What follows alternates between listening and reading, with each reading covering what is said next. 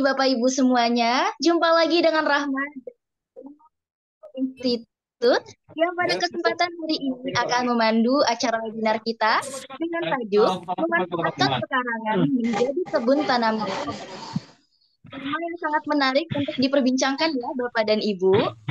Baik Bapak Ibu sekalian, saya akan membacakan susunan acara webinar pada pagi hari ini.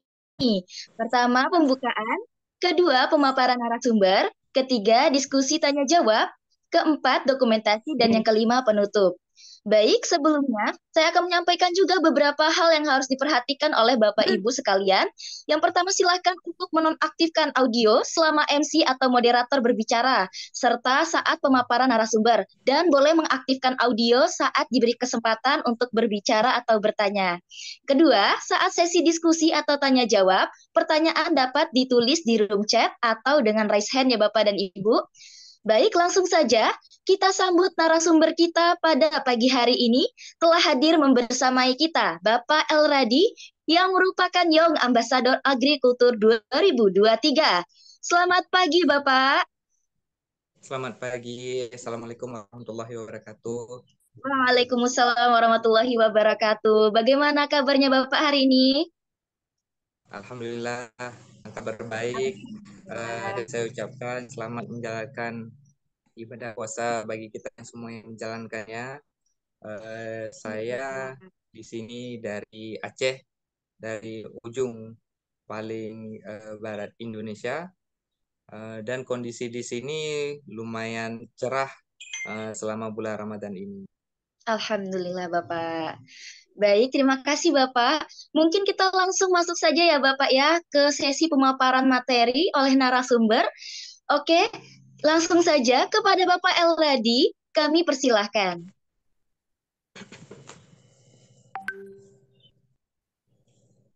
Assalamualaikum warahmatullahi wabarakatuh.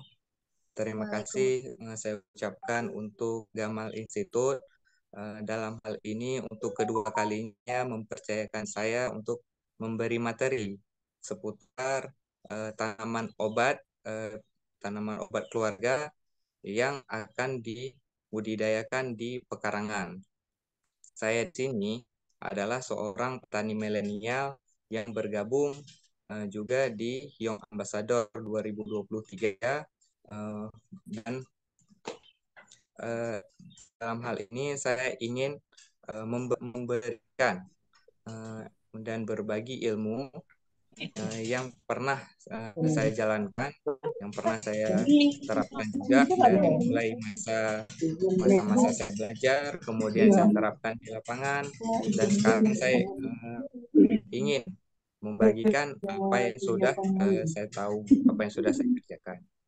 Nah, untuk membuka sesi ini adalah tanaman obat yang kita bisa budidayakan sendiri di pekarangan kita. Nah, next. Nah, tanaman obat keluarga itu disingkat dengan TOGA, yaitu tanaman obat yang dibudidayakan secara rumahan yang dapat menghasilkan khasiat obat. Nah, di setiap keluarga kita bisa, dan menurut saya wajib untuk kita melakukan budidaya tanaman pekarangan, baik itu tanaman untuk yang mempunyai nilai estetika, yang mempunyai nilai keindahan, tapi alangkah baiknya apabila tanaman-tanaman yang kita tanam di sekitaran pekarangan kita juga memiliki khasiat, terutama khasiat obat yang bisa kita manfaatkan sewaktu-waktu di saat kita membutuhkan. Nah, next. Nah, sejarah tanaman obat ini sebenarnya sudah dimanfaatkan sejak ribuan tahun yang lalu. Sebelum adanya obat-obat sintetis seperti yang kita rasakan sekarang, setiap sakit kita langsung teringat pada obat-obat sintetis. Karena obat-obat sintetis itu terus dipromosikan. Sehingga apabila kita sedikit sakit, kita akan langsung mengingat obat-obat yang sering kita lihat promosinya. Sedangkan di sekitaran kita itu banyak tanaman-tanaman yang punya khasiat obat. Kemudian kebun tanaman obat ini itu sudah ada dan sudah dibuat secara massal, secara masif sejak awal-awal kemerdekaan kita. Jadi sekarang ada kebun tanaman obat ini yang terbesar di Indonesia, bahkan mungkin berapa terbesar di dunia ada di Bogor, yaitu Kebun Raya Bogor. Nah, di sana terdapat berbagai macam jenis tanaman yang punya khasiat obat dan kita kalau memang ada kesempatan ada baiknya kita berkunjung langsung ke sana untuk melihat apa-apa saja tanaman yang bisa menghasilkan obat untuk kita. Next.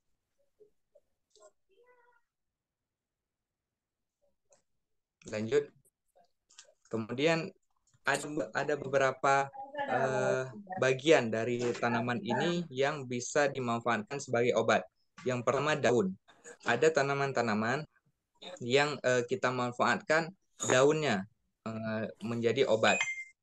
Itu seperti tanaman salam, kemudian kenikir, kemangi, kemudian ada juga yang kita manfaatkan batangnya seperti kayu manis. Kayu manis, kemudian ada batang tongkat ali dan sebagainya. Kemudian ada juga yang kita manfaatkan akarnya atau rimpangnya, yaitu seperti jahe, lengkuas, kemudian kunyit, dan ada juga yang kita manfaatkan buah dan bunganya, yaitu seperti bunga tai ayam kalau yang kita kenal. Kalau di saya itu namanya bunga surune. Next, kita kenal satu-satu tanaman yang bisa bermanfaat obat. Nah, di sini ada beberapa contoh tanaman yang bisa kita manfaatkan daunnya menjadi obat-obatan. Pertama, daun dewa itu untuk menyembuhkan muntah darah, pembengkakan. Kemudian daun seledri. Seledri ini selain kita bisa memanfaatkan obat, ini biasa kita memanfaatkan sebagai sayuran. Tapi sekarang sudah ada yang memang membuat jus seledri sendiri, biasanya untuk menurunkan tekanan darah. Kemudian daun dari belimbing wuluh. Ini sama kita bisa gunakan untuk menurunkan tekanan darah. Kemudian daun kelor. Nah, ini digadang-gadang sebagai sayuran yang paling kaya nutrisi. Sehingga daun kelor ini sekarang sudah dibuat produk yaitu berupa teh kelor. Tapi kalau misalnya kita bisa mengkonsumsinya sebagai sayuran segar, menurut saya itu lebih bagus. Kemudian daun bayam, bayam duri, kemudian daun saga. Ini daun saga, saya punya pengalaman sendiri bahwa memang anak saya batuk sudah hampir sebulanan. Kemudian saya berikan daun saga ini untuk anak saya kebetulan sekarang umur 15 bulan, tapi saya berikan itu memberikan dampak positif. Kemudian daun pacar Cina, kemudian daun ledap, daun miana, dan ini banyak lagi. Dan sebenarnya hampir semua daun-daunan yang ada di kita, yang terdapat di kita, itu mempunyai khasiat. Cuman belum teridentifikasi saja. Nah, kemudian lanjut, ini ada batang. Jadi ada tanaman-tanaman yang dimanfaatkan batangnya untuk dijadikan tanaman obat. Itu seperti kayu manis, itu bisa mengobati batuk, sesak nafas, nyeri lambung, kemudian brotowali, daun delima, batang delima, kemukus, dan pulasari. Nah,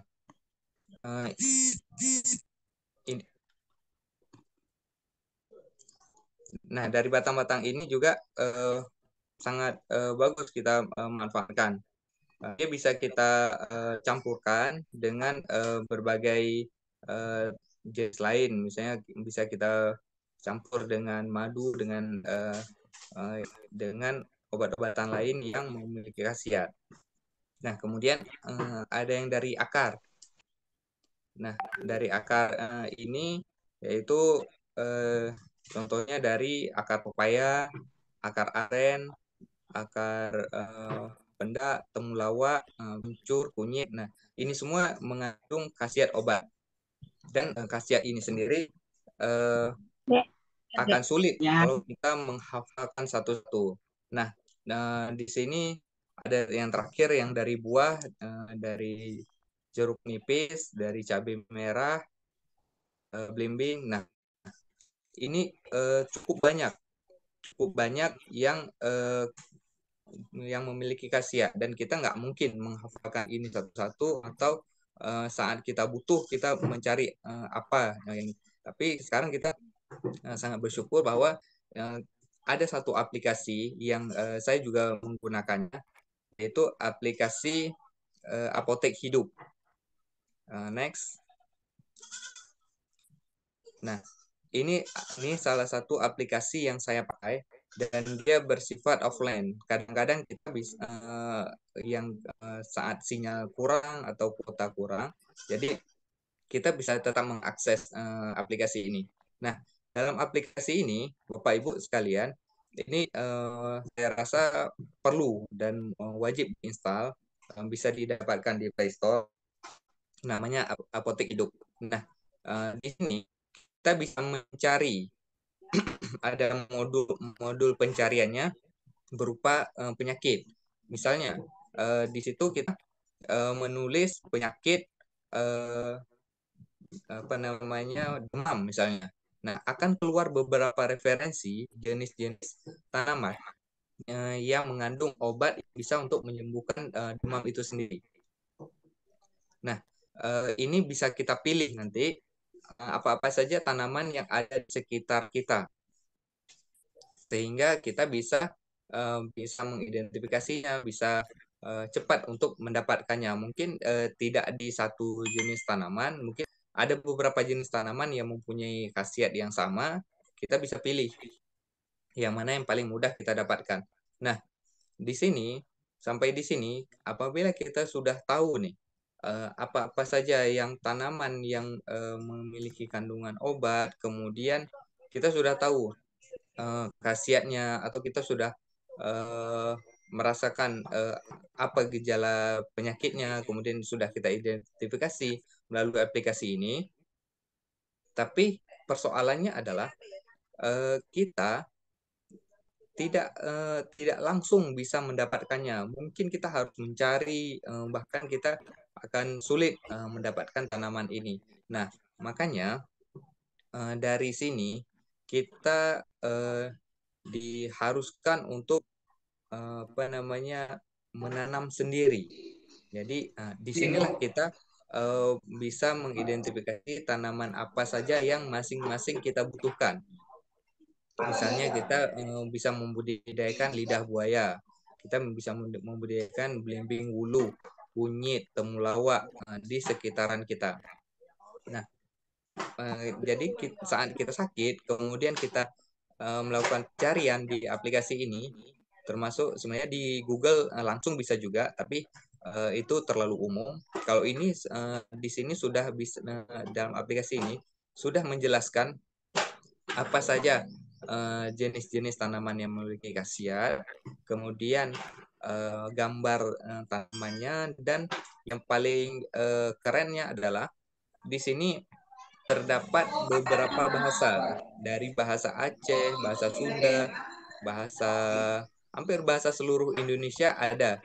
Jadi misalnya seperti bunga tai ayam, itu bahasa Acehnya sone. Tapi bahasa di wilayah lain itu bisa beda lagi, padahal itu tanaman yang sama. Nah, dalam aplikasi ini ini sudah tersedia berbagai jenis nama menurut bahasa daerah masing-masing. Oke, next.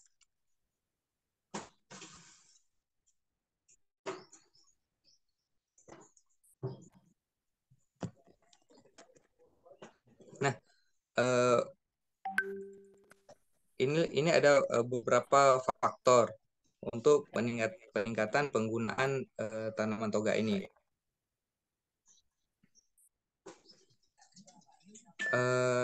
Kita seperti kita ketahui sampai sekarang harga obat itu semakin lama semakin mahal. Jadi dan kadang-kadang semakin susah kita mendapatkannya. Kalaupun iya kita bisa mendapatkan obat-obat dengan harga yang murah, tapi kadang-kadang itu tidak lagi berkhasiat untuk kita apabila kita ini menggunakan laptop jangan bawa. obat-obat sintetis. Kalau yang baru jangan bilang Misalnya ada kita konsumsi obat paracetamol dengan dosis 500 mg. Tapi apabila kita sudah terlalu sering mengkonsumsi obat tersebut, kadang-kadang sudah tidak mempan lagi. Kita harus menambah karena adanya resistensi obat di dalam tubuh kita.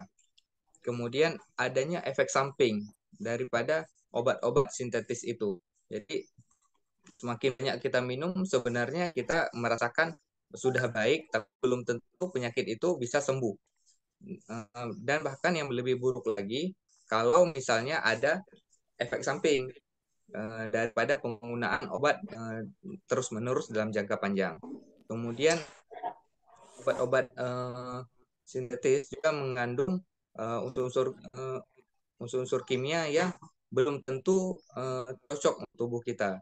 Nah, untuk jenis tanaman umumnya itu tidak memiliki residu yang kuat dan dia bersifat organik.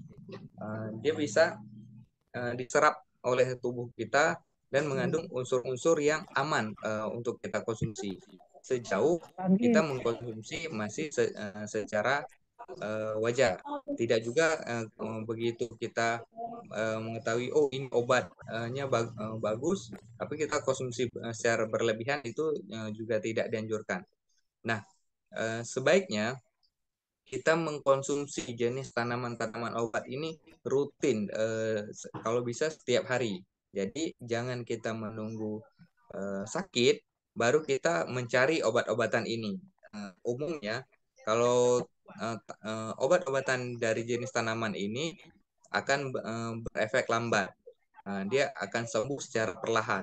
Tapi kita harus menjaga diri supaya kita tetap sehat dan tidak sakit. Oke, next.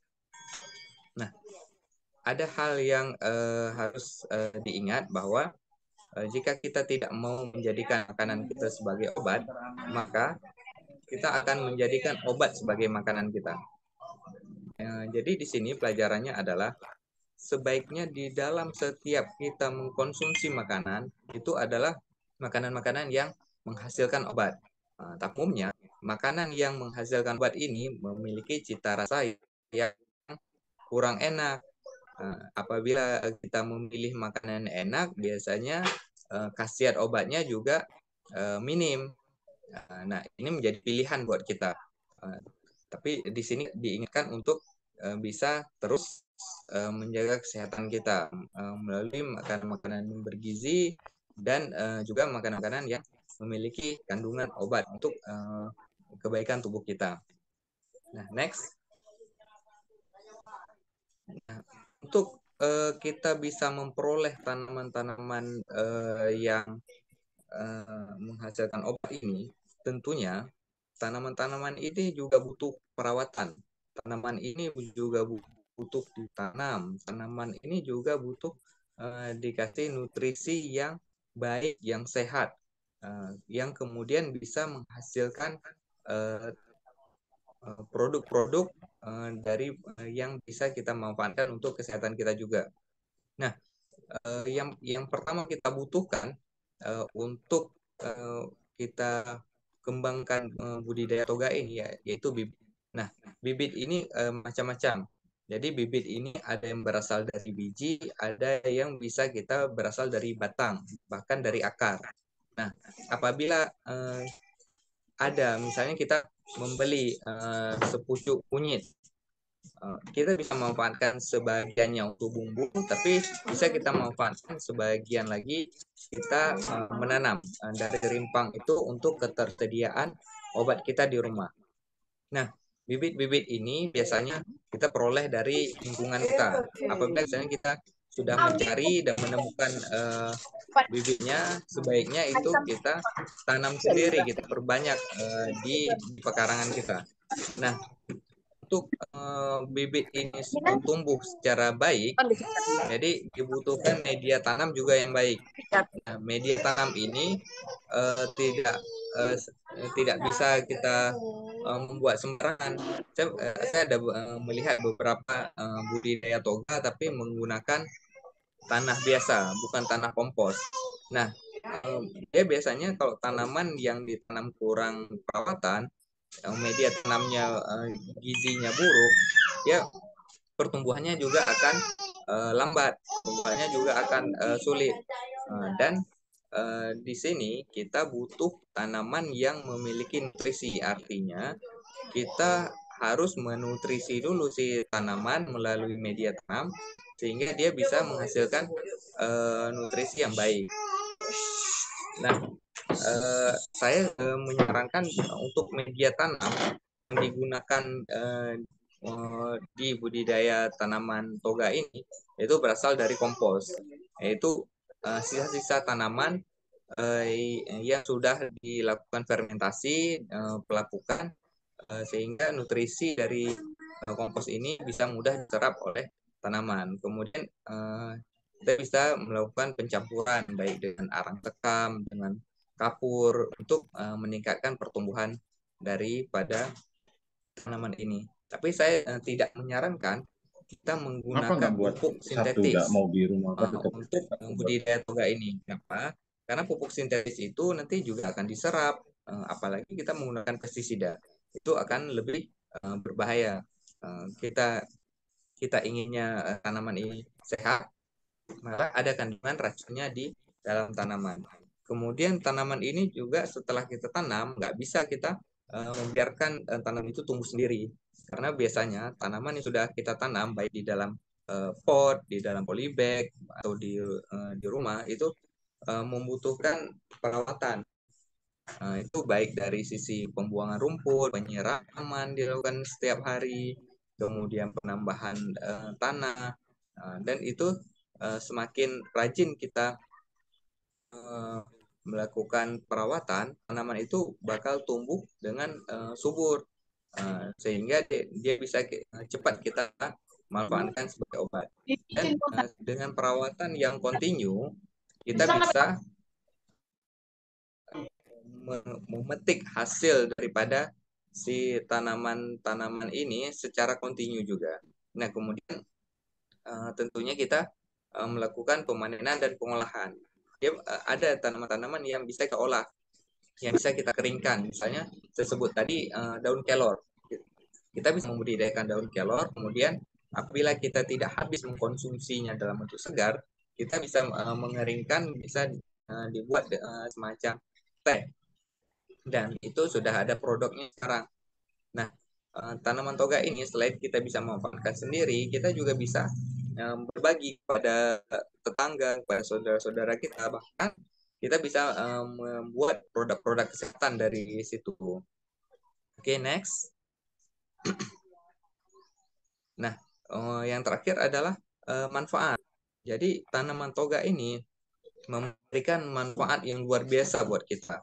Pertama, kita melakukan budidaya ini mudah. Umumnya tanaman-tanaman ini tinggal di stek atau tinggal ditabur benihnya di dalam media yang bagus, dia akan tumbuh dengan baik. Ya, dia akan lebih mudah tanaman ini ketimbang tanaman-tanaman sayuran yang kita butuh perawatan yang lebih ekstra. Tapi kalau tanaman-tanaman toga ini umumnya kita lebih mudah dalam membudidayakannya. Nah, yang kedua, kita bisa menghemat pengeluaran. Jadi tidak melulu kita kalau sakit kita pergi ke apotek untuk membeli obat, tapi kita bisa memperoleh obat-obatan itu di pekarangan kita apabila kita sudah menanamnya. Tapi kalau kita tidak menanamnya, kita mungkin harus mencari ke sana kemari, dan itu juga butuh tenaga. Dan kemudian yang ketiga adalah apabila ini sudah kita tanam, kita bisa memanfaatkan secara cepat. Terkadang misalnya kita mengalami luka, yang mengalami apa namanya, pendarahan yang tidak kunjung berhenti. Nah, apabila kita uh, ada sudah mengetahui tanaman apa yang memiliki khasiat untuk menghentikan darah yang ada di sekitar kita, kita bisa langsung menggunakannya. Nah, yang ketiga, yang keempat adalah meningkatkan kesehatan. Jadi kesehatan fisik kita bisa memanfaatkan obatnya, dan kesehatan mental di saat kita membudidayakan tanaman itu. Nah, ini akan memberikan efek yang sangat baik dalam kita membudidayakan. Kita bisa memberi ketenangan di dalam diri kita, dan kita akan apa namanya, punya rasa bahagia apabila kita bisa membudidayakan tanaman ini. Nah, apalagi untuk penghobi-penghobi tanaman. Dan kemudian di sini juga ada manfaat spiritual. Nah, maksudnya adalah apabila ada teman-teman atau saudara-saudara kita, tetangga yang membutuhkan obat dan tersedia sama kita, kita bisa memberikan sedekah obat itu, dan dia sembuh. Nah, itu akan membawa energi positif buat kita. Nah, untuk sementara ini saja pemaparan dari saya. Terima kasih untuk perhatiannya. Selanjutnya kita masuk ke diskusi. Kemudian saya serahkan kembali kepada moderator. Terima kasih.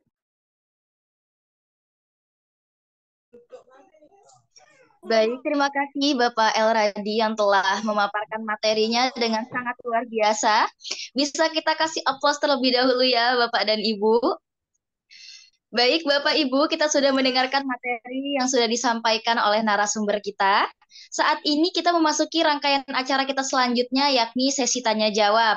Nah, bagi Bapak dan Ibu peserta webinar yang ingin bertanya tentang materi yang telah disampaikan, saya persilahkan untuk menuliskan pertanyaan di room chat atau dengan raise hand ya Bapak dan Ibu.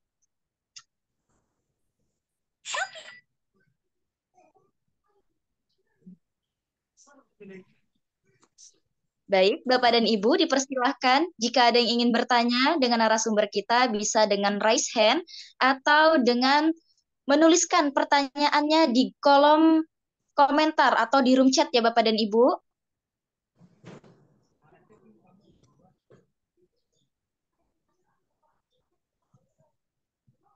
Iya, bisa bertanya. Ya, silakan Bapak. Silakan Bapak. Iya, saya Bapak Agung dari Mojokerto, Jawa Timur, Mas. Untuk tanaman toga ini, itu benihnya seperti apa, cara mendapatkannya, terus nanti sistem pemasarannya juga seperti apa. Apakah ini untuk diproduksi sendiri atau gimana untuk secara materinya untuk membuat hasilnya? Tuh, sementara itu terima kasih.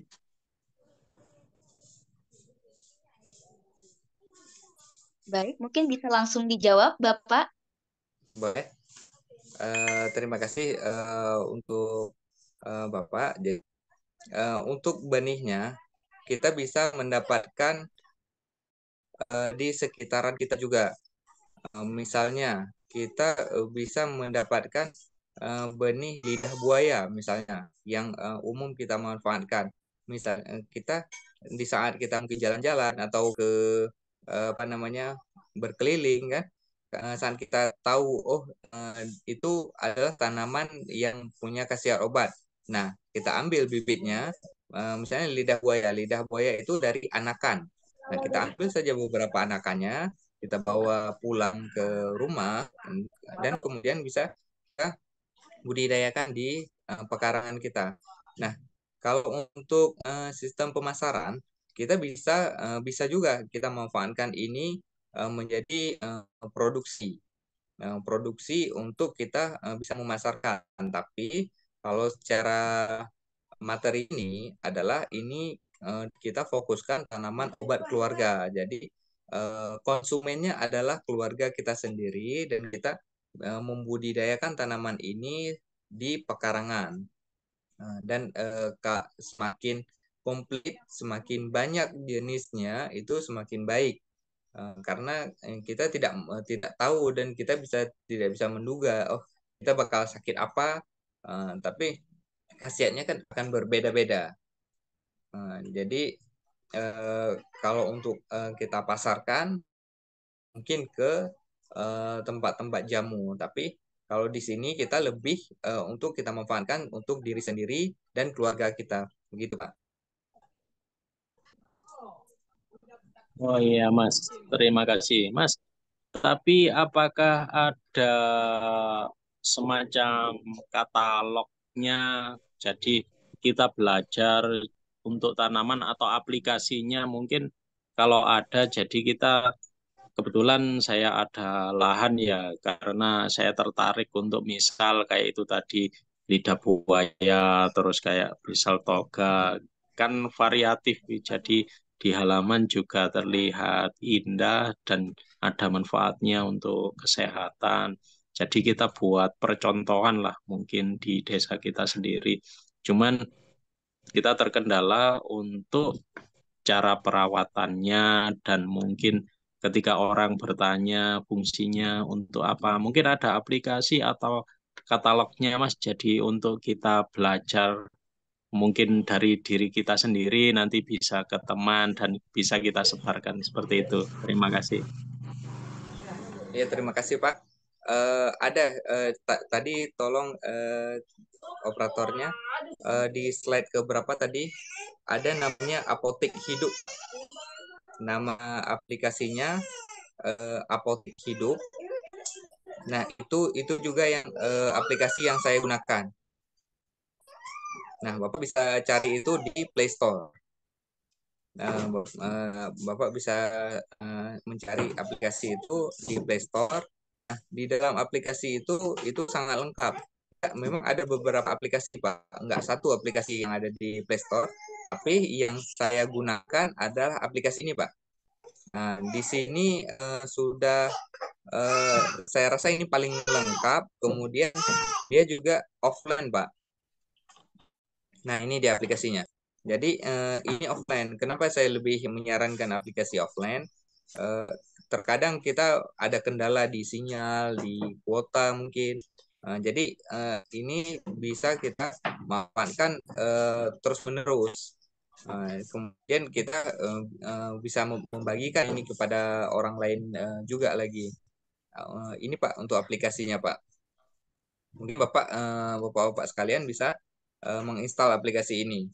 Nah, dari sini kita sudah mengetahui nih apa-apa saja yang tanaman berkhasiat obat dan bisa kita kembangkan, bisa kita budidayakan. Atau misalnya Bapak jalan atau kemana gitu ke rumah-rumah saudara, rumah tetangga kebetulan ada tanaman ini. Nah, jadi dengan aplikasi ini kita sudah ketahui nih apa nih manfaat dari tanaman ini sehingga kita bisa meminta sedikit bibitnya.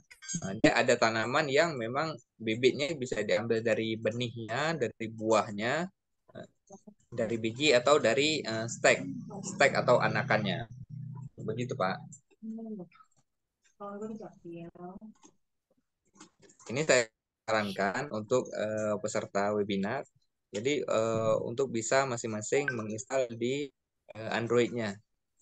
Sehingga setidaknya setelah materi ini sudah ada satu aplikasi yang memang bisa bermanfaat untuk kita. Terima kasih, Pak. Oke. Terima kasih banyak Bapak atas jawabannya. Mungkin ini kita masuk ke room chat ya Bapak. Ini ada pertanyaan dari peserta webinar dari Bapak Joko Prabowo. Nah, ini pertanyaannya, apakah ada landasan hukum, aturan tentang penanaman toga boleh ditanam di mana saja dan luasannya berapa Bapak? Nah, kalau untuk landasan hukum sendiri, jujur saya belum mengetahuinya, tapi menurut saya itu tidak perlu karena memang ini untuk kebutuhan di keluarga kita sendiri, untuk kita bisa memanfaatkan di pekarangan kita. Nah, tapi saya ada menjumpai tanaman toga ini yang dibuat secara khusus itu di beberapa puskesmas di daerah saya. Bahkan di beberapa apa namanya balai-balai desa itu ada membuat pekarangan ini menjadi menjadi pekarangan toga di balai desa, kemudian di beberapa puskesmas. Nah, kalau untuk itu mungkin perlu landasan hukum untuk pengajuan anggaran untuk pembuat tanaman toga ini. Tapi kalau untuk kita budidaya sendiri, menurut saya itu tidak ada dan tidak perlu karena kita untuk kita konsumsi sendiri. Nah, tapi juga di sini kita agak hati-hati. Kita tidak bisa sembarangan juga memanfaatkan semua tanaman karena di dalam tanaman itu bukan semuanya berkhasiat obat. Kadang-kadang ada yang mengandung racun juga mungkin buat kita. Nah, dari sinilah kita butuh ilmu dan di sini menurut saya melalui aplikasi itu memang sudah dikasih tahu bagaimana caranya, apa saja tanamannya, bagaimana cara memanfaatkannya, itu sudah lengkap di situ.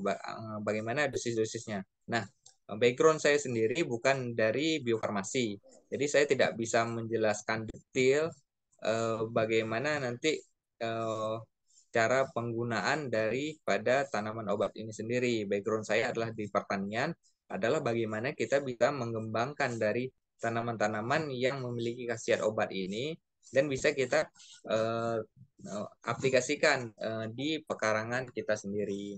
Mungkin seperti itu jawaban dari saya. Oke, baik. Terima kasih Bapak.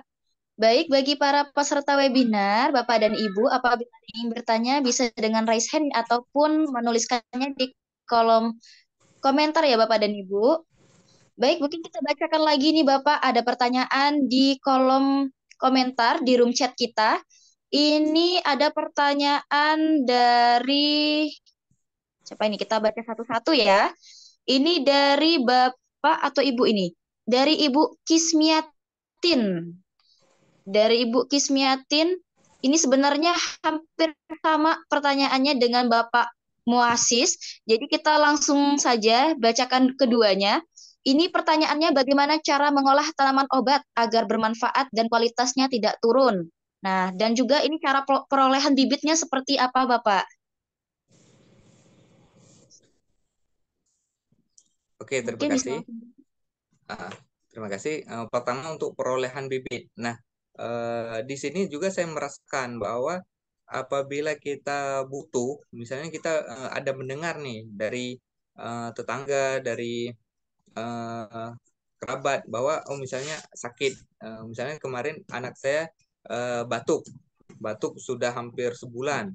Kemudian saya ada dengar bahwa oh dikasih daun saga.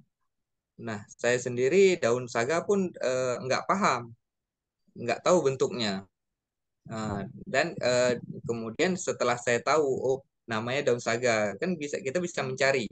Nah, kita bisa mencari ini di Google langsung bisa.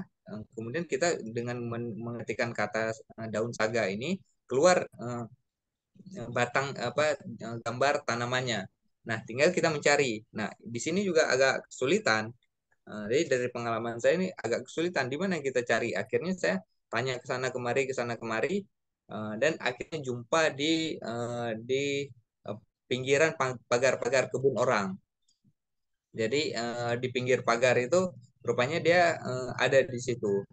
Nah, di situ saya memetik daun itu untuk obat, dan dari pengalaman itu kita bisa mengambil apa namanya mengambil bibitnya, sehingga untuk kedepannya saat kita butuh atau ada kerabat yang butuh, kita bisa langsung menyatakan, oh ini batuk, ini obatnya daun saga, oh ada nih di saya udah saya budidayakan. Nah, tetangga itu atau kerabat itu juga kita sarankan untuk membawa sekalian dengan bibitnya untuk dibudidayakan.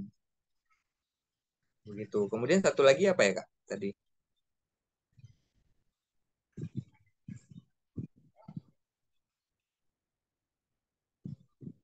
Oke, satunya itu cara pengolahannya tadi, Pak.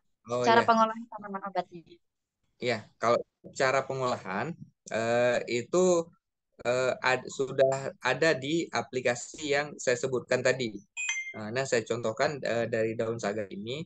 Daun saga ini dihancurkan, daun saga segar dihancurkan dengan halus, kemudian diambil air perasannya, sari daripada daun saga ini, kemudian diminumkan beberapa sendok kepada yang batuk. Kemudian ada misalnya kayak lidah buaya. Lidah buaya kita bisa manfaatkan untuk penurun panas. Jadi caranya dengan kita belah daun lidah buayanya, kemudian bisa kita tempelkan supaya kita agak merasa dingin. Dan dari lidah buaya ini juga kita bisa mengkonsumsi langsung. Itu juga memiliki khasiat. Nah, dari tanaman obat ini dia mempunyai beberapa khasiat dan tidak merusak kita. Artinya apabila kita minum asal jangan berlebihan juga, itu akan memberi dampak positif terhadap kesehatan kita. Kemudian misalnya kita mau mengolah kunyit. Kunyit bisa kita padukan dengan apa namanya gula gula cair. Kalau di saya melisan namanya. Itu semacam gula tebu gula tebu yang masih pekatan, yang masih agak pekat. Nah, itu kita campurkan dengan kunyit. Nah, dan itu saya rasa cukup bervariasi ya cara pengolahannya. Nah, itu bisa kita pelajari sendiri di aplikasi itu. Dan di situ sudah ada. Di aplikasi itu Bapak Ibu bisa langsung menginstalnya, dan sudah ada semua cara penggunaan dari setiap tanaman-tanaman ini. Oke, seperti itu. Baik, terima kasih Bapak. Baik, saya ingatkan kembali untuk Bapak Ibu peserta webinar untuk dapat mengisi link absensi kita pada siang hari ini ya Bapak dan Ibu. Link absensi sudah di-share di room chat, silakan diisi ya Bapak Ibu ya. Baik, selanjutnya Rahma akan bacakan kembali untuk pertanyaan yang ada di room chat lagi. Ini ada dari apa ini? Bentar ya, Bapak dan Ibu. Ini ada pertanyaan dari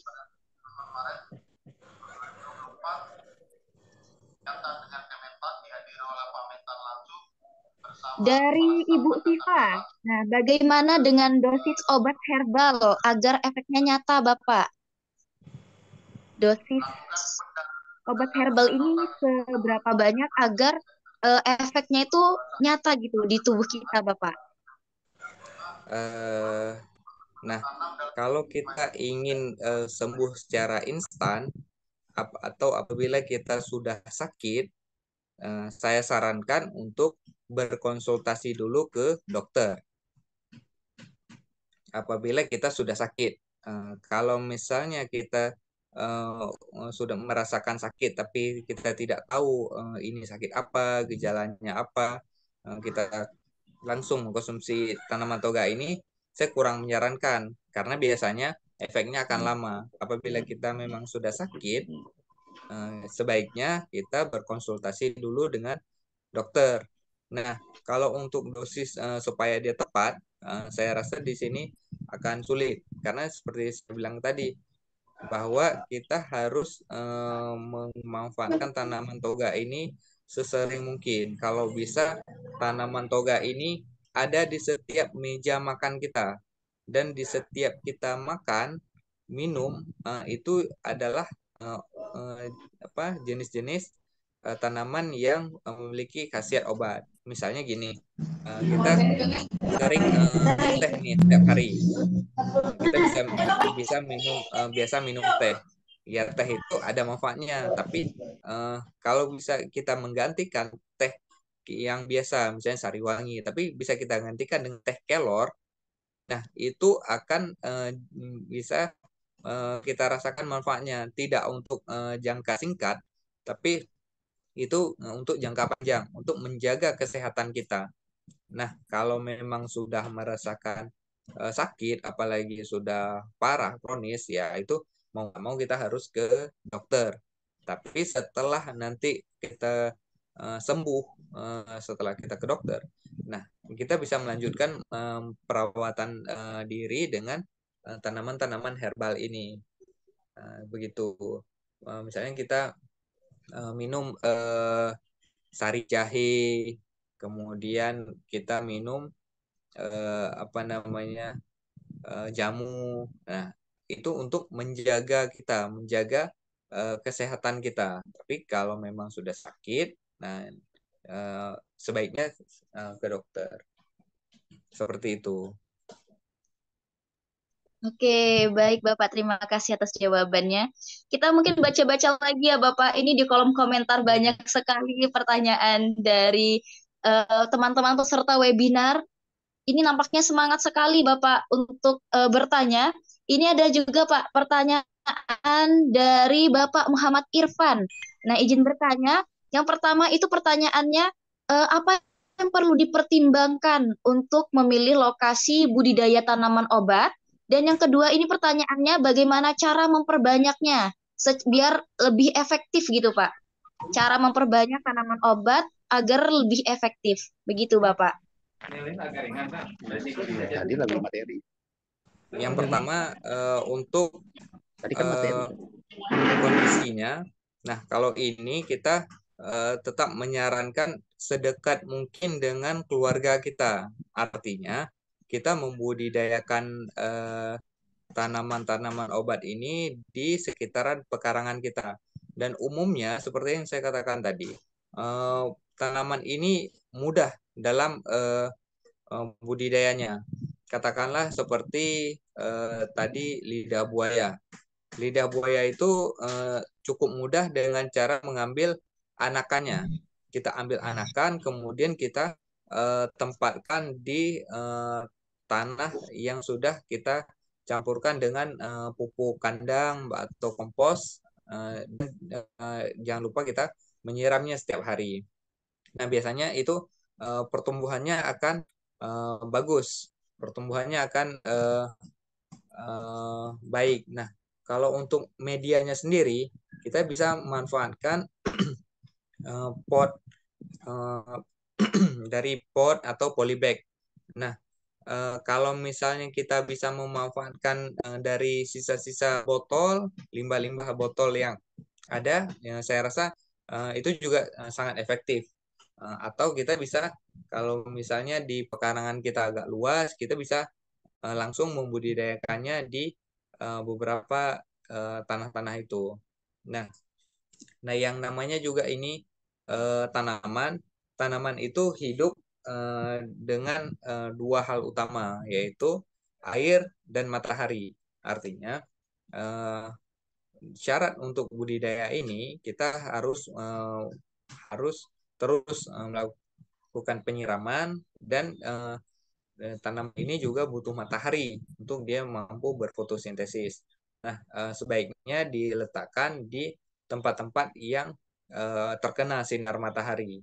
Nah, kalau misalnya rumah kita terlalu atau halaman kita terlalu kecil, nah kita bisa memanfaatkan rooftop kalau memang itu memungkinkan. Jadi di bagian atas tanaman di atas rumah itu bisa kita manfaatkan menjadi sumber-sumber pekarangan kita. Kemudian satu lagi apa ya, Kak?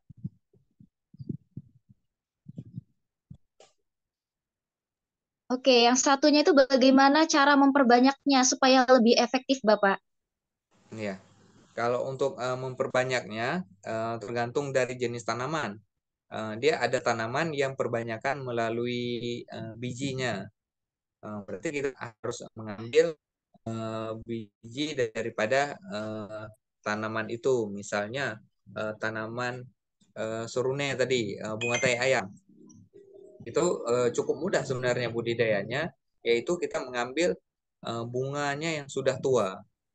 Bunganya yang sudah tua, yang sudah hampir layu itu kita ambil, kemudian kita tabur di atas permukaan tanah yang lembab. Kemudian jangan lupa kita siram.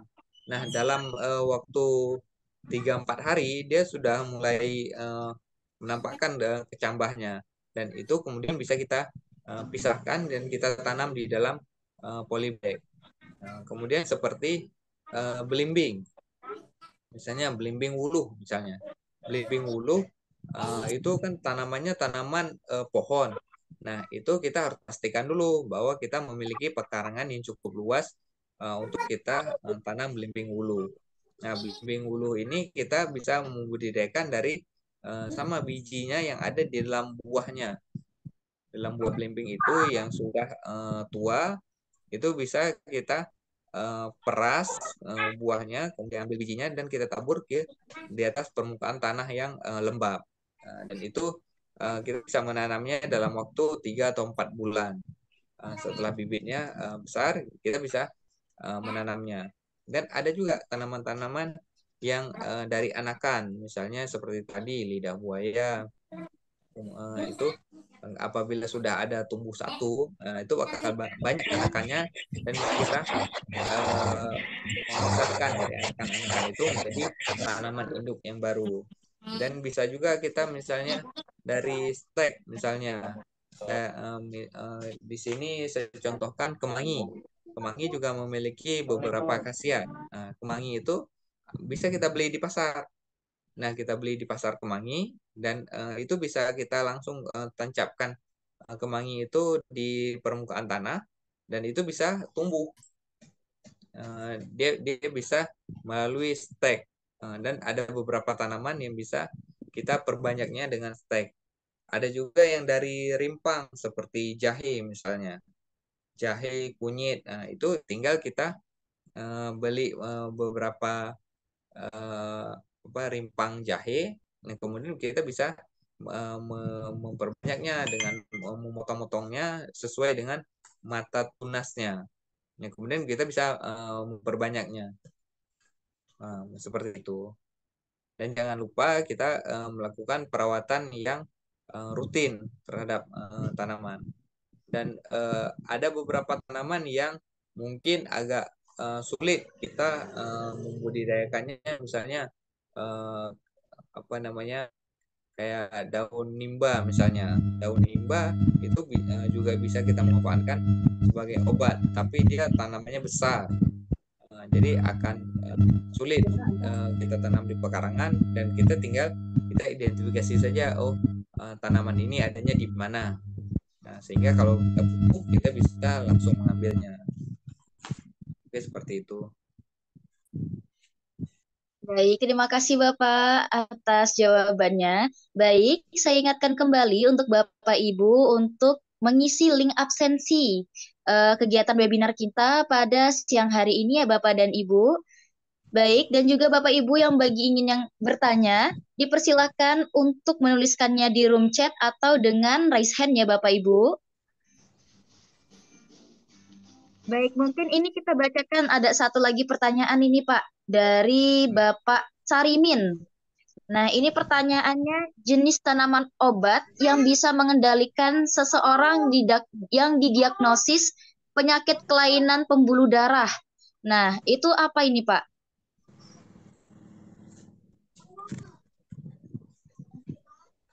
Tanaman obat untuk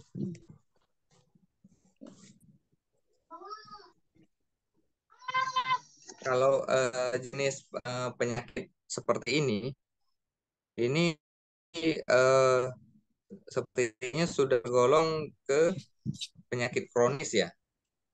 Nah, kalau ini coba ya, coba saya cari. Kelainan pembuluh darah.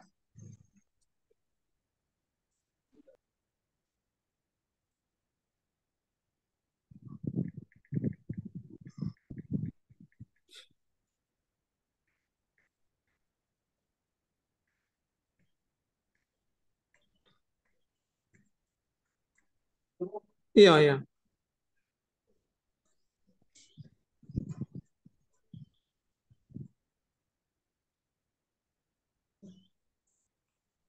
Nah, di sini ada beberapa jenis tanaman, tapi menurut saya ini efeknya akan lama, tidak akan langsung ke sumber penyakitnya. Nah, kalau jenis seperti ini, itu saya lebih menyarankan untuk mengikuti prosedur kedokteran. Nah, di sini ada beberapa jenis tanaman seperti delima, kemudian kayu manis, kemudian apa namanya bawang putih, tapi itu tidak memberikan efek yang langsung ke sumber penyakit kalau memang sudah mengalami penyakit seperti itu. Nah, saya lebih menyarankan untuk kita mengikuti prosedur pengobatan dari dokter. Nah, kalau untuk pengobatan ini kita lebih kepada menjaga kesehatan, menjaga kesehatan kita. Memang ada beberapa seperti yang paling sering saya ini tanam apa nama bahasa Indonesianya? Kalau di saya itu tanamannya serapuh namanya. Nah, tanaman serapuh itu banyak di pinggir-pinggir jalan. Nah, apabila kita mengalami pendarahan, kita menggunakan atau sari daripada tanaman itu bisa langsung ampuh untuk menghentikan pendarahan itu. Nah, tapi kalau untuk penyakit dalam, saya tidak menyarankan untuk kita mencari dulu dari jenis obat-obatan yang ada di tanaman. Tapi kalau untuk setelah didiagnosis, kemudian setelah diobatin, nah setelah itu baru kita menjaga kembali kesehatan kita melalui makanan-makanan yang baik, bergizi, dan mengandung unsur-unsur khasiat obat ini. Mungkin seperti itu. Oke, baik. Terima kasih, Bapak. Baik, bagi peserta webinar yang ingin bertanya, dipersilakan untuk raise hand ya, Bapak dan Ibu. Tadi sepertinya ada yang sudah raise hand, tapi diturunkan kembali. Nah, jadi kita bacakan lagi nih, Bapak yang di Panggabean. Nah, ini bertanya tentang apakah rebusan daun ciplukan itu bisa menurunkan darah tinggi setelah diminum. Tapi setelah diminum malah tambah pusing ini, Pak. Dan jantung berdebar-debar. Nah, Apakah toga itu hanya obat luar saja, Pak? Dan berapa takaran untuk mengkonsumsinya? Nah, balik lagi seperti saya katakan tadi, apabila penyakitnya jenisnya kronis, artinya butuh identifikasi intensif melalui dokter. Nah, saya tidak sarankan untuk kita mengambil pengobatan melalui tanaman alternatif ini. Nah, sebaiknya kita menggunakan prosedur kedokteran sehingga itu lebih efektif. Dan kalau untuk tanaman toga ini lebih kita sarankan apa namanya sebagai unsur pencegahan. Karena begini, misalnya nih seperti Bapak bilang tadi setelah minum dari rebusan air itu malah jadi pusing. Kadang-kadang kita merasakan bahwa darah tinggi sama darah rendah itu mungkin rasanya hampir sama. Kita pusing, kita lemas, tapi kita nggak tahu, oh ini sebenarnya darahnya tinggi atau rendah. Kita meminum misalnya, kita merasakan pusing seperti itu. Nah, ternyata kita meminum seperti tadi daun belimbing uluh misalnya. Itu khasiatnya untuk menurunkan. Padahal sebenarnya tekanan darah kita lagi turun. Kita minum itu jadi lebih turun seperti daun seledri. Daun seledri juga bisa dimanfaatkan sebagai penurunan menurunkan tekanan darah. Tapi sebelum itu saya tetap menyarankan untuk kita identifikasi dulu apa sih sebenarnya kalau memang sudah sakit. Kalau memang sudah sakit, saya menyarankan untuk kita periksa dulu. Nah, setelah jelas apa penyakitnya, baru nanti kita memilih tanaman apa yang cocok untuk kita konsumsi. Nah, pada umumnya tanaman berkhasiat obat ini dia tidak memberikan efek yang buruk apabila kita meminum dengan obat-obatan dari dokter. Nah, sembari kita melanjutkan pengobatan dari dokter, kita bisa memanfaatkan tanaman obat ini untuk meningkatkan kesehatan daripada badan kita sendiri. Jadi seperti itu. Tetap saya sarankan kalau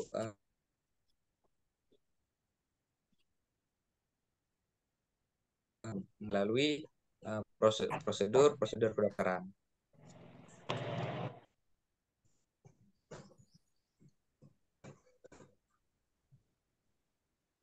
Oke, baik. Yeti, Ibu Yeti bisa mungkin dinyalakan untuk audionya untuk bertanya kepada narasumber kita, Ibu. Ya, terima kasih. Assalamualaikum warahmatullahi wabarakatuh. Perkenalkan, saya Bu Yati dari Jombang, Jawa Timur. Kebetulan saya ini penggerak dengan ibu-ibu di desa, Pak. Jadi semacam komunitas pemberdayaan perempuan dan banyak lahan gitu. Yang saya tanyakan itu umpama kami itu mempunyai tanaman toga itu takutnya itu tidak tahu takaran penggunaannya gitu. Kan kalau berlebihan takut juga ada efek sampingnya gitu, Pak. Terus yang kedua, tanaman apa sih yang bisa untuk pertolongan pertama apabila terkena luka bakar pada waktu kita kan kalau ibu-ibu pasti bersentuhan dengan api, senjata tajam untuk masak-masak atau kayak gitu ya Pak, air panas. Nah itu sebaiknya itu kita menanam apa, terus bagaimana penggunaannya, lalu berapa sih takaran penggunaannya, lalu apa yang tidak boleh dilakukan pada waktu penggunaan tanaman herbal itu. Seperti itu aja Kak, terima kasih waktunya. Wassalamualaikum warahmatullahi wabarakatuh. Waalaikumsalam warahmatullahi wabarakatuh. Nah, untuk yang tadi untuk penanganan misalnya untuk luka bakar atau luka dari sayatan. Nah, kalau di sini saya menyarankan untuk kita menggunakan, sebentar ya, apa namanya? Daun murbarsem, daun yodium, Daun balak cida. Bentuknya seperti apa ya, Pak? Kalau Ini kita lidah nggak. buaya itu bisa apa enggak ya?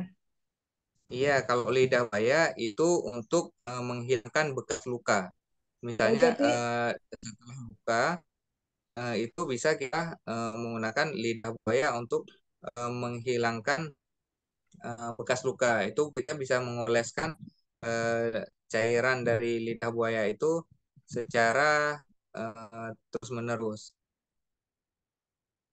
Balakacida, bentar ya Bu. Eh, Kalau bahasa saya ini bak serapu. nah ini saya belum pernah tahu bentuk tanamannya.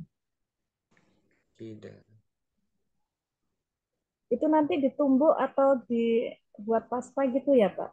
Nah, ini mungkin Ibu bisa cari di Google, namanya daun balakacida.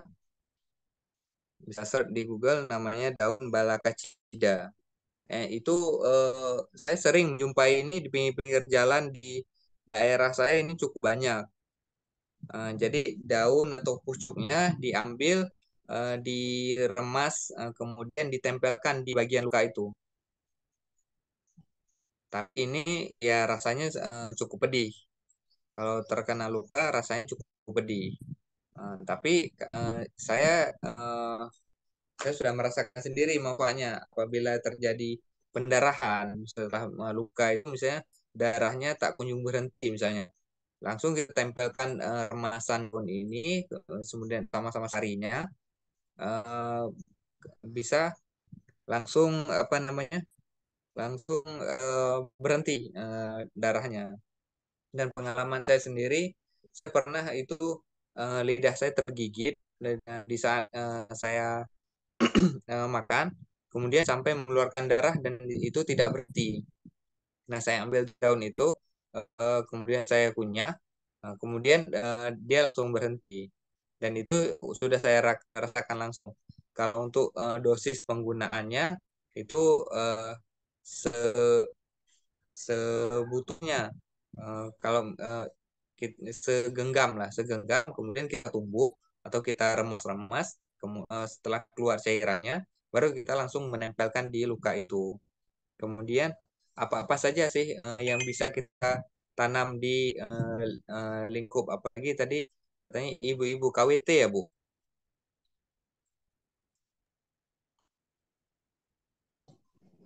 Ya, jadi itu sangat positif untuk kegiatan-kegiatan ibu-ibu, baik di pedesaan, di kampung-kampung, di balai-balai desa, untuk kita budidayakan.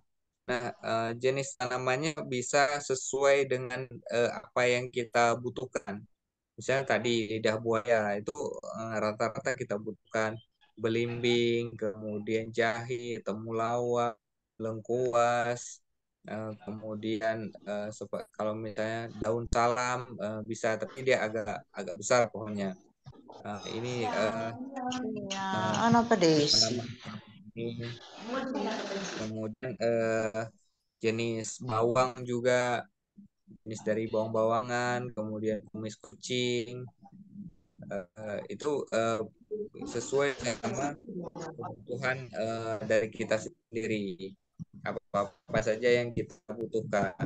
Tapi kalau untuk misalnya ada tanaman yang besar itu seperti buah naga, bukan buah naga, seperti apa namanya, mahoni, itu kan nggak mungkin kita tanam. Nah, itu kita identifikasi saja di mana bisa kita dapatkan Orang apabila kita sih. membutuhkan. Nah, seperti itu, Bu.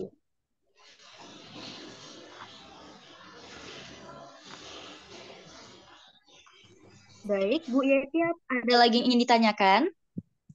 Atau cukup?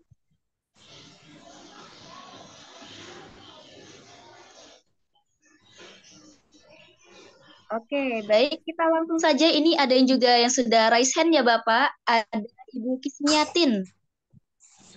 Mungkin Ibu bisa langsung, Bu, untuk pertanyaannya, Bu. Assalamualaikum. Yang Waalaikumsalam. ingin saya sampaikan, itu saya kebetulan mendampingi kelompok wanita tani. Saya pekerjaannya sebagai penyuluh lapangan, penyuluh pertanian. Itu sudah memproduksi semacam apa itu, seperti tepung kelor, terus memproduksi jahe instan, kunyit instan. Tapi dalam hal penyimpanannya tuh terkadang masih terkendala, dan juga tadi yang saya tanyakan bagaimana agar mutunya tidak turun gitu. Jadi selama ini kendalanya ada di situ. Itu gimana, Mas? Ya. Kalau yang instan tadi berarti bentuknya dalam bentuk tepung, Ibu ya. Ya, dikasih gula pasir itu. Ya. Jadi ekstraknya dicampur gula pasir bentuk granul seperti butiran-butiran, nanti tinggal menyeduh dengan air. Oh, siap-siap. Nah, biasanya kalau memang bentuknya seperti tepung itu pertama harus kita perhatikan itu kadar airnya. Jadi kadar airnya itu harus benar-benar dia sesuai sama standar. Biasanya di angka 10%.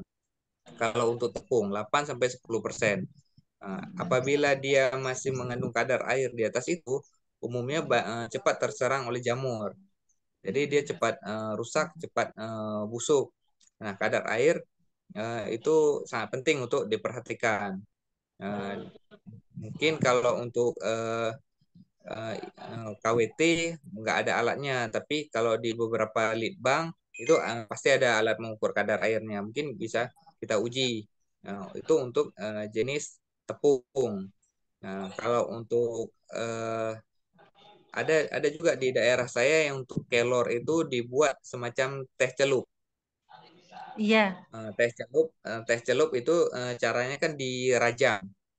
Daun kelor itu dirajang halus, kemudian dimasukkan ke dalam sasetan celup itu.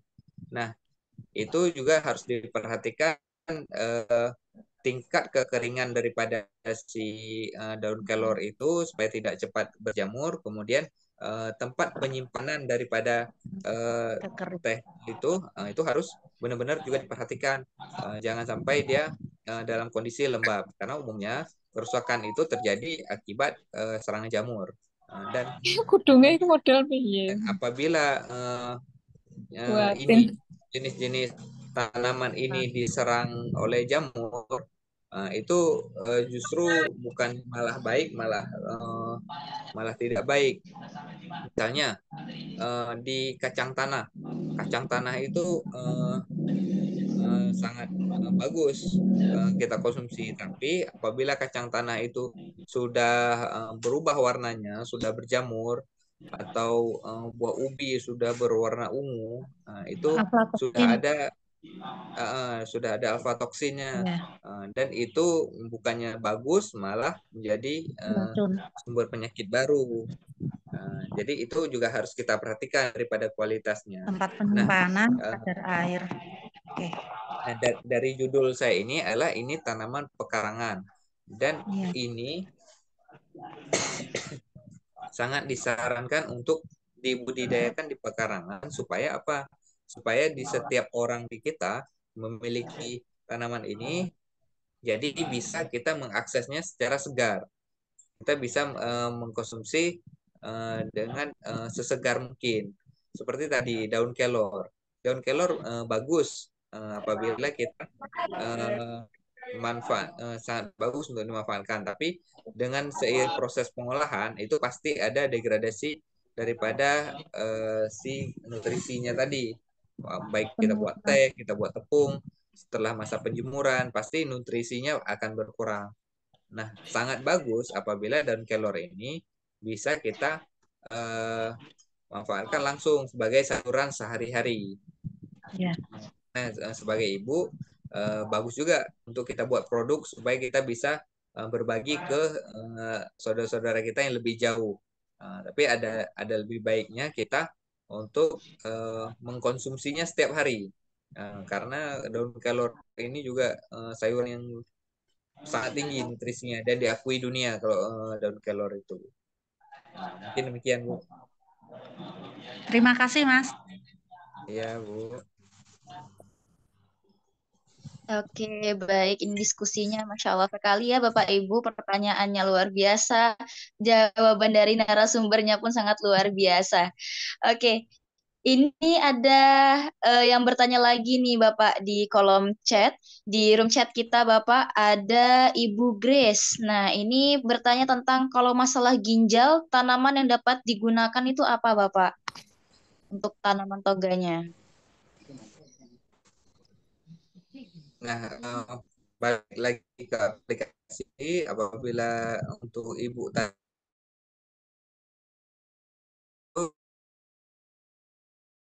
langsung pencarian. Nah, ini saya coba ginjal.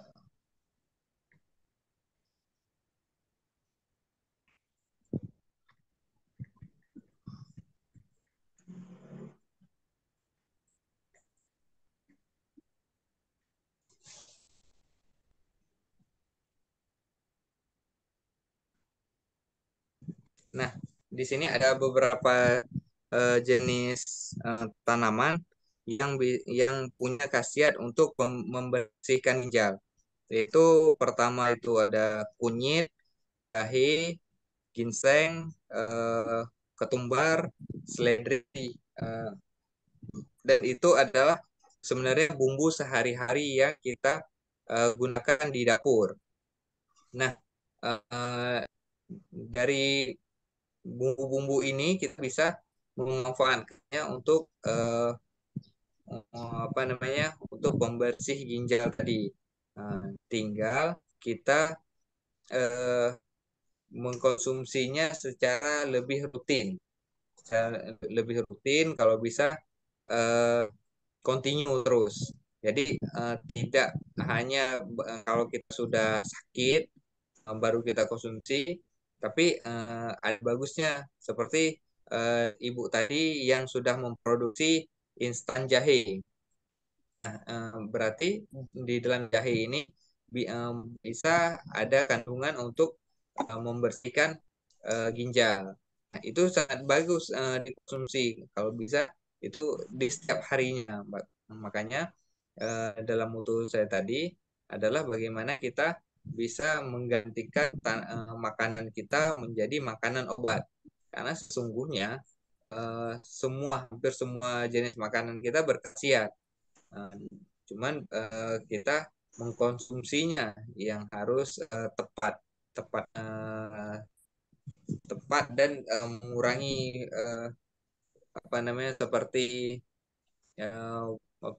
penyebab kerusakan ginjal dari jenis gorengan, fast food, junk food. Nah, itu kalau bisa kita kurangi dan kita gantikan porsi makanan kita menjadi porsi makanan yang mengandung herbalnya.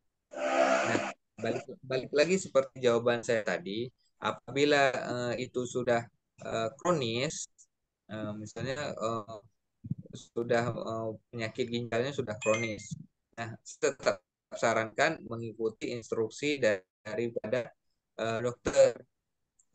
Sampai nanti kita tidak mengikuti instruksi dokter, kita hanya andalkan dari jenis-jenis obat herbal ini, tapi efeknya tidak langsung nyata.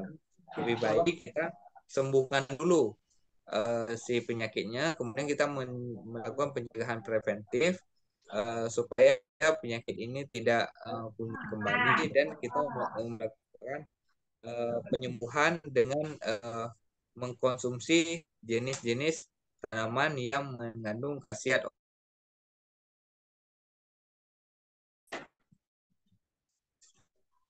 Oke, terima kasih Bapak atas jawabannya. Untuk tidak lupa mengisi link absensi yang telah kami share di room chat ya Bapak Ibu. Baik, Bapak Ibu sekalian, apakah ada lagi yang ingin bertanya?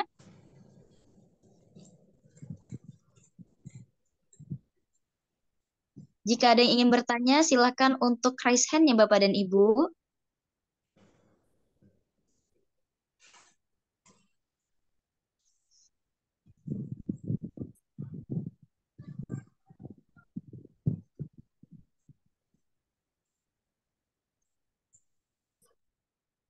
Baik, Bapak Ibu, masih ada yang ingin bertanya?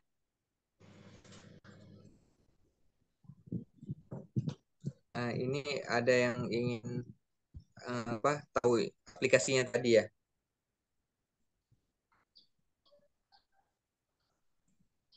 Iya, tadi yang aplikasi. Boleh dibuka lagi.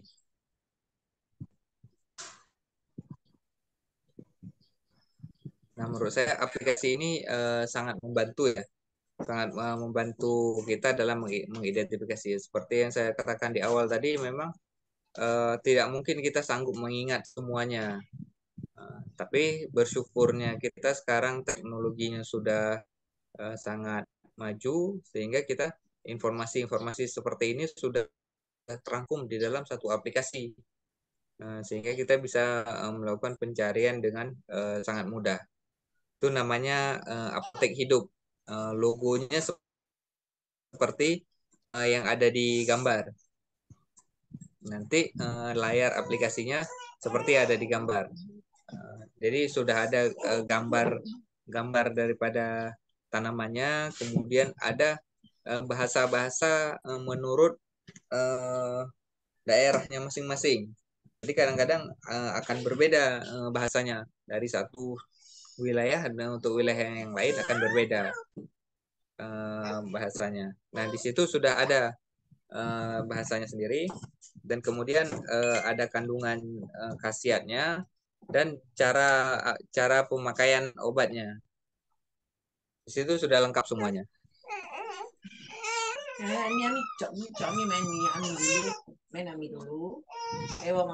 Oke, terima kasih Bapak. Baik, ini untuk Bapak dan Ibu, jangan lupa untuk mendownload aplikasi Apotek Hidup ya, jika ada yang ingin mencari tahu tentang penyakit dan juga tanaman obat herbal apa yang sekiranya cocok gitu untuk dikonsumsi. Baik, apakah ada lagi yang ingin bertanya Bapak Ibu? Jika tidak ada lagi yang ingin bertanya, kita akan tutup acara pada kesempatan siang hari ini ya Bapak Ibu.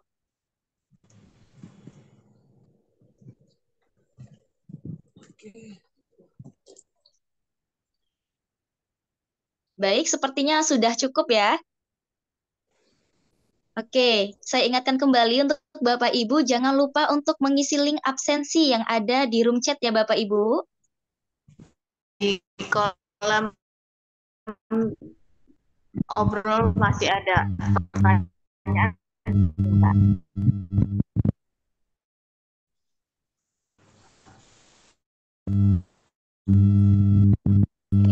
Pertanyaan ini sebenarnya semuanya hampir mirip-mirip dengan yang sudah ditanyakan, yang sudah dijawab oleh Bapak narasumber dari Bapak Elradi. Jika ada yang ingin bertanya lagi, silakan untuk menuliskannya kembali ya Bapak Ibu ya di kolom komentar.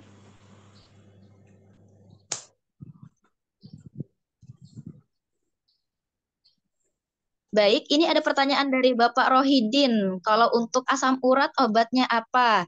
Nah, mungkin nanti bisa kembali ya Bapak, tadi sudah berulang kali dijelaskan oleh narasumber kita untuk dapat mendownload aplikasi apa tadi namanya? Aplikasi Apotek Hidup ya Bapak ya? Iya, Apotek Hidup. Nah, oke. Baik, Bapak Ibu sekalian, ada lagi yang ingin bertanya?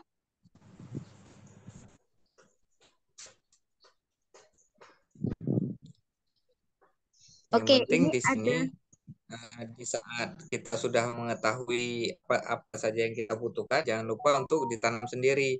Sayang juga kan kalau misalnya saat kita butuh tanaman obat ini ternyata ada di tetangga dan selalu ke tetangga, itu sayang juga nanti tetangganya.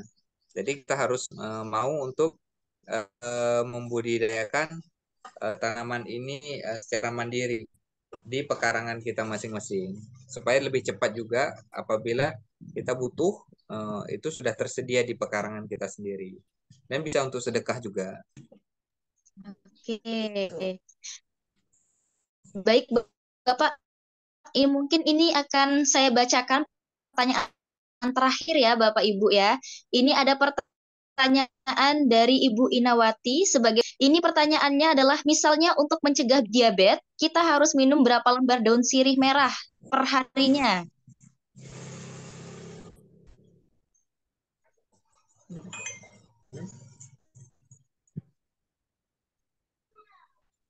Nah, mungkin bisa langsung dijawab saja, Bapak. Pertanyaan dari Ibu Inawati. Untuk daun sirih merah ya. Iya.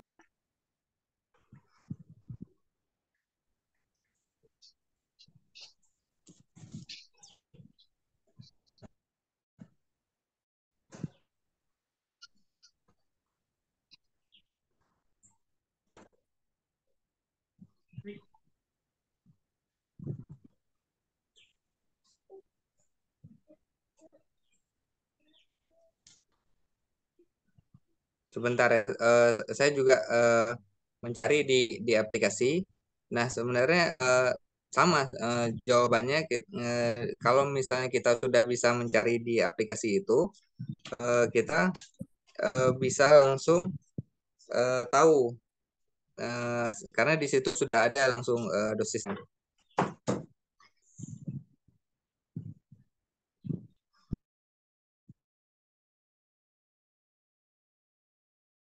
Kalau untuk diabetes, Iya, Bapak. siapkan 3 lembar daun sirih merah, kemudian yang setengah tua, kemudian cuci sampai bersih, dan kemudian iris kecil-kecil. Kemudian rebus air sebanyak 3 gelas atau 600 ml sampai mendidih dan tersisa setengah gelas. Jadi kita rebus air itu dalam 3 gelas itu kita rebus sampai airnya menyusut sampai setengah gelas. Kemudian minum air rebusan sirih. Itu 3 kali sebelum makan. Nah, sekali minum berarti setengah gelas itu. Berarti kita harus menyiapkan daun sirih merah itu 3 lembar. 3 lembar daun sirih merah untuk sekali minum. Dan seperti itu dipraktekkan. Tapi kalau saya sendiri ini belum pernah kalau untuk daun sirih merah. Tapi sesuai sama petunjuknya seperti itu, 3 lembar. Baik, terima kasih Bapak atas jawabannya. Baik, Bapak Ibu sekalian, mungkin bisa kita tutup untuk acara kita pada kesempatan hari ini ya Bapak Ibu. Namun sebelum kita tutup acara kita pada kesempatan hari ini, kita akan dokumentasikan kegiatan kita pada siang hari ini terlebih dahulu ya Bapak Ibu. Untuk itu dimohon kepada Bapak Ibu peserta webinar agar dapat on kamera untuk dapat kita dokumentasikan. Baik, Bapak Ibu, silakan kita on kamera terlebih dahulu ya. Oke, sudah siap semuanya?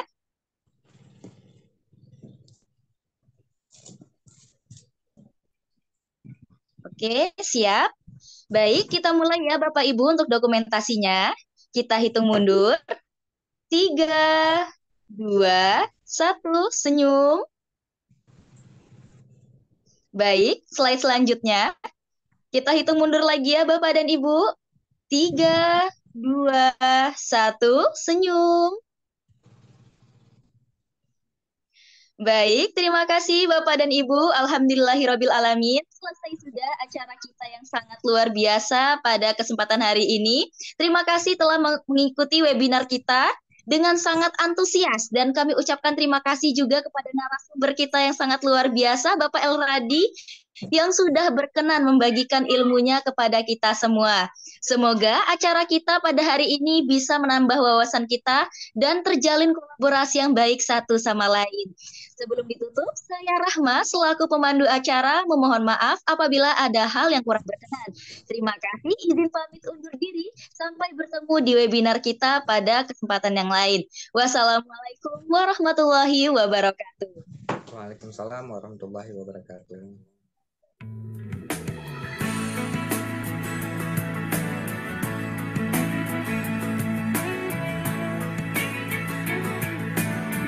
Tanah airku Indonesia, negeri elok amat ku cinta. Tanah tumpah darahku yang mulia, yang ku puja sepanjang masa. Karena airku aman dan makmur, pulau kelapa yang amat subur, pulau melati pujaan bangsa. Sejak dulu kala